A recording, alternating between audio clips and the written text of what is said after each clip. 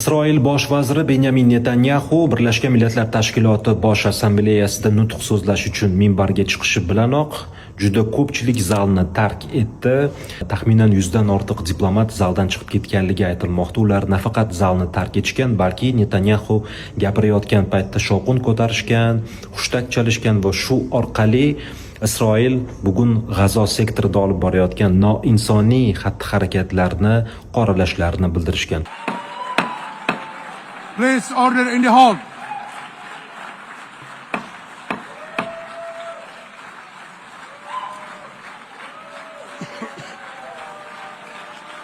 Faqatgina bu emas, BMTning ushbu bu galgi sessiyasida Falastin borasida juda ko'p dadil qadamlar tashlandi. Xususan 10 ta davlat rahbari mustaqil Falastin davlatini tan olganliklarini ma'lum qildi.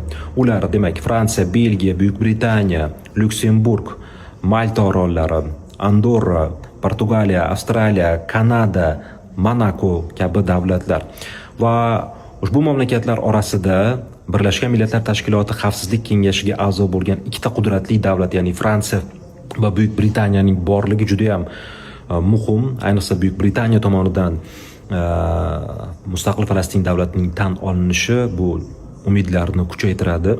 Bu bilasizmi, dunyoda hali insoniylik to'liq o'lib bo'lmaganini, qudratli mamlakatlar rahbariyatida zulmga qarshi kayfiyat mavjud ekanligini anglatadi va aytganimdek umidlarni kuchaytiradi.